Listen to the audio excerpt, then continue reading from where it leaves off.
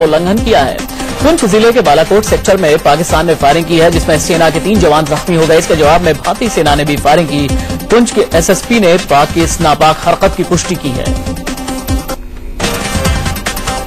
आतंकी संगठन जमात-उद-दावा के चीफ हाफिज सईद ने भारत पर निशाना साधा है। सईद ने कहा कि भारत उसके प्रत्यर्पण के लिए एलओसी पर गोलीबारी कर पाकिस्तान पर दबाव बना रहा है। उसने कहा कि हम भारत के साथ दोस्ती के लिए राजी हैं, लेकिन पहले भारत एलओसी से सेना हटाए और गोलीबारी बंद करे।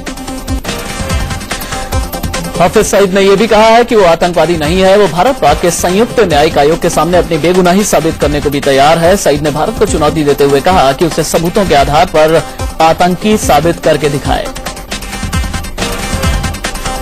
असम के कोकराझार में स्वतंत्रता दिवस समारोह से पहले 2 शक्तिशाली धमाकों से हड़कंप मच गया है। धमाकों में एक शख्स जख्मी हो गया। पुलिस ने मौके से एक जिंदा ग्रेनेड भी बरामद किया है। मोदी ने अपने भाषण में गांधी परिवार पर सवाल उठाए तो केंद्रीय कानून मंत्री सलमान खुर्शीद बिफर उठे और उन्हें खलनायक तक कह दिया। कांग्रेस नेता अंबिका सोनी ने मोदी पर निशाना साधते हुए कहा कि वो उछल उछल कर ये बताना चाह रहे हैं कि उन्हें प्रधानमंत्री बनना है।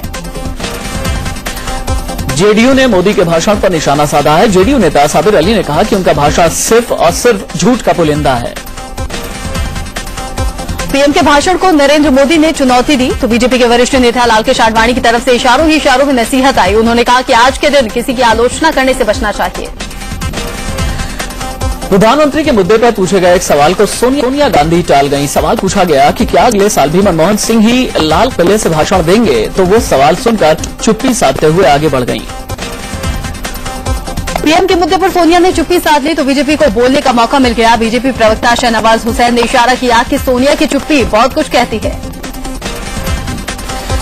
इससे पहले दिल्ली में कांग्रेस मुख्यालय में कांग्रेस अध्यक्षा सोनिया गांधी ने तिरंगा फहराया। इस मौके पर प्रधानमंत्री मनमोहन सिंह, राहुल गांधी समेत कई मंत्री मौजूद थे। दिल्ली में बीजेपी ऑफिस में भी धूमधाम से स्वतंत्रता दिवस मनाया गया। बीजेपी अध्यक्ष राजनाथ सिंह ने तिरंगा फहराया। इस मौके पर उन्होंने केंद्र सरकार पर निशाना साधा। साथ ही कहा कि अगर उनकी पार्टी सत्ता में आई तो आंतरिक और बाह्य सुरक्षा को दुरुस्त करेंगे। दिल्ली की मुख्यमंत्री शीला दीक्षित ने स्वतंत्रता दिवस के मौके पर तिरंगा फहराया। इस समारोह में शीला सरकार के कई मंत्री मौजूद रहे।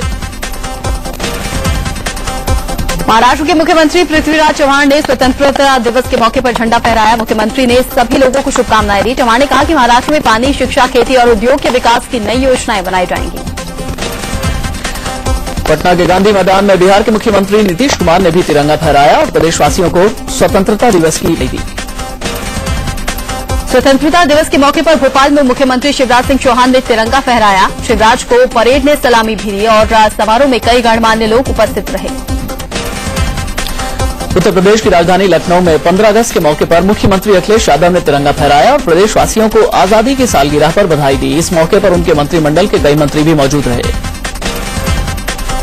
देहरादून के परेड ग्राउंड में मुख्यमंत्री विजय बहुगुणा ने तिरंगा फहराया। उत्तराखंड में आई आपदा की वजह से इस बार स्वतंत्रता दिवस को सादगी से मनाया गया। स्वतंत्रता दिवस के मौके पर रांची के ऐतिहासिक मोराबादी मैदान में मुख्यमंत्री हेमंत सोरेन ने पहली बार तिरंगा फहराया। इस मौके पर सोरेन ने 32,500 शिक्षकों की नियुक्ति समेत कई ऐलान भी किए। गाजियाबाद में विजयनगर क्रॉसिंग रिपब्लिक में सूबे का सबसे ऊंचा झंडा फहराने का दावा किया गया। 40 फीट ऊंचे इस झंडे को फहराने के बाद रंगारंग कार्यक्रम भी आयोजित किए गए। बोधगया में बौद्ध भिक्षुओं ने भी आजादी का जश्न मनाया। 17वें करमापा की तरफ से स्थापित तेरगर मॉनेस्ट्री में हुए एक कार्यक्रम में बौद्ध भिक्षुओं ने तिरंगा फहराकर आजादी सेलिब्रेट की। मुंबई के घाटकोपर में एमएनएस की ओर से आधी रात को झंडा फहराने का कार्यक्रम रखा गया। फिल्म इंडस्ट्री के जाने माने डायरेक्टर मधुर भंडारकर चीफ गेस्ट के तौर पर आए और उन्होंने ही यहां झंडा फहराया। कानपुर के मिस्टर रोड इलाके में आधी रात को झंडा फहराया गया। आजादी के बाद से ही यहां के कपड़ा और सर्राफा व्यापारी 14 से 15 अगस्त की आधी रात को झंडा फहराते आ रहे हैं। इस मौके पर केंद्रीय मंत्री श्री प्रकाश जायसवाल भी मौजूद थे। स्वाधीनता दिवस से एक दिन पहले अजमेर में एक मोटरसाइकिल जुलूस का आयोजन किया गया। शहीद भगत सिंह नौजवान सभा के सदस्य सड़क पर जब जश्न आजादी मनाने निकले तो सड़क पर लोगों की भीड़ लग गई। मध्य प्रदेश के जबलपुर में तैराकों ने नर्मदा नदी में 8 किलोमीटर तैरकर अखंड भारत संकल्प यात्रा निकाली। इस दौरान तैराक अपने हाथों में भारत का तिरंगा झंडा लेकर तैरते रहे। दिल्ली के बाबरपुर इलाके में आजादी की पूर्व संध्या पर कवि सम्मेलन का आयोजन किया गया। जाने माने कवियों ने हास्य और व्यंग्य से जुड़ी कविताओं से सबका मन मोह लिया। स्वतंत्रता दिवस की पूर्व संध्या पर भोपाल में कवि सम्मेलन का आयोजन किया गया, जिसमें देश के कई जाने माने कवियों ने हिस्सा लिया। उधर स्वतंत्रता दिवस से ठीक पहले मुंबई के नेवल डॉकयार्ड में हुए पनडुब्बी हादसे में सभी 18 नौसैनिकों की मौत हो गई। ये सभी नौसैनिक INS सिंधु रक्षक में सवार थे। नेवी ने पनडुब्बी हादसे की जांच के आदेश दे दिए हैं। साथ ही दोनों पनडुब्बियों में आग कैसे लगी, इसकी जांच का जिम्मा फायर ब्रिगेड को सौंपा गया है। महाराष्ट्र के मुख्यमंत्री पृथ्वीराज चव्हाण ने मुंबई में हुए नेवी हादसे पर दुख जाहिर किया। उन्होंने कहा कि नेवी को महाराष्ट्र सरकार हर संभव मदद देगी। मुंबई में हुए नेवी हादसे में शहीद हुए जवानों में कानपुर का भी एक जवान शामिल है। बाबूपुरवा इलाके में रहने वाला आलोक साहू नेवी में लेफ्टिनेंट कमांडर के पद पर तैनात था। मुंबई में हुए नेवी हादसे में शहीद हुए जवानों में बिहार के बेगूसराय के एक जवान शामिल थे। जवान मिसाइल ऑपरेटर के पद पर तैनात थे। राजस्थान में युवाओं को जीतने वाली सीट पर मौका देने वाले प्रदेश अध्यक्ष चंद्रभान के बयान पर बवाल मच गया है। चंद्रभान के बयान पर कांग्रेस के कुछ नेता सहमत तो हैं, लेकिन वो खुलकर उनका साथ देने से हिचक रहे हैं। बुधवार को शिवसेना की तरफ से मुंबई से सटे ठाणे में एक जुलूस निकाला गया। पाकिस्तानी सैनिकों की ओर से 5 भारतीय सैनिकों की हत्या के विरोध में जुलूस निकाला गया। रायबरेली में समाजवादी पार्टी की ओर से बुधवार को छात्रों को लैपटॉप बांटे गए। लैपटॉप वितरण के लिए राज्य मंत्री नरेंद्र वर्मा को खासतौर पर रायबरेली भेजा गया था। और खबरों में आगे बढ़ेंगे। खबर अब दिल्ली के पड़पड़गंज से, जहां पर दिल्ली नगर निगम के मुख्यालय के करीब एक जूता फैक्ट्री और प्लाईवुड के गोदाम में भीषण आग लग गई। मौके पर पहुंची दमकल की 24 गाड़ियों को आग पर काबू पाने के लिए घंटों मशक्कत करनी पड़ी। मुंबई के कुर्ला स्टेशन के पास एक मालगाड़ी के 3 डिब्बे पटरी से उतर गए। इस रूट पर कई घंटे तक रेल सेवा बाधित रही। हादसा रात करीब 2:30 बजे हुआ। मालगाड़ी कुर्ला कारगेट से ट्रॉम्बे जा रही थी।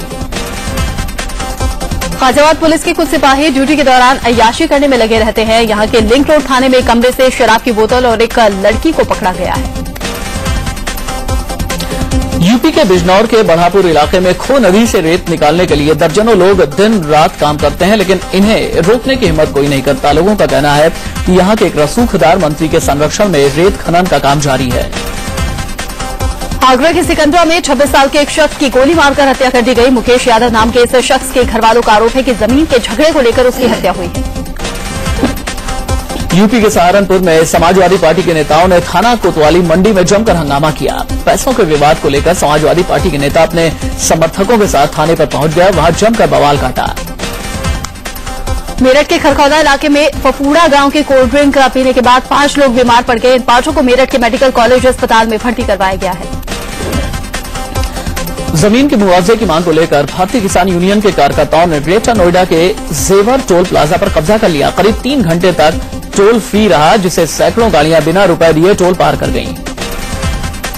मध्य प्रदेश के जबलपुर में चेन्नई एक्सप्रेस देखने के चक्कर में एक लड़के की हत्या हो गई। मंगलवार की शाम सिनेमा हॉल के अंदर सीट को लेकर हुई चाकूबाजी में एक लड़के की मौत हो गई, जबकि दूसरा जख्मी हो गया।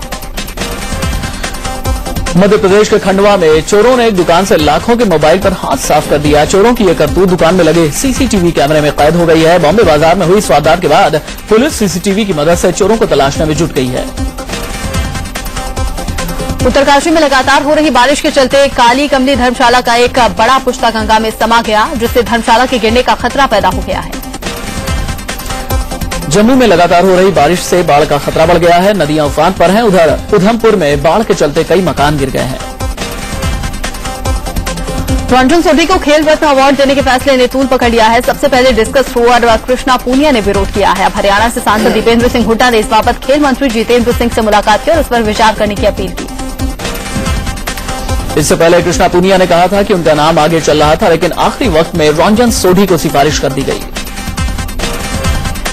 इधर कृष्णा पूनिया को पहलवान सुशील कुमार का साथ भी मिल गया है। ओलंपियन सुशील ने भी राजीव गांधी खेल रत्न अवार्ड के लिए रंजन सोढी के सिलेक्शन पर सवाल उठाए हैं।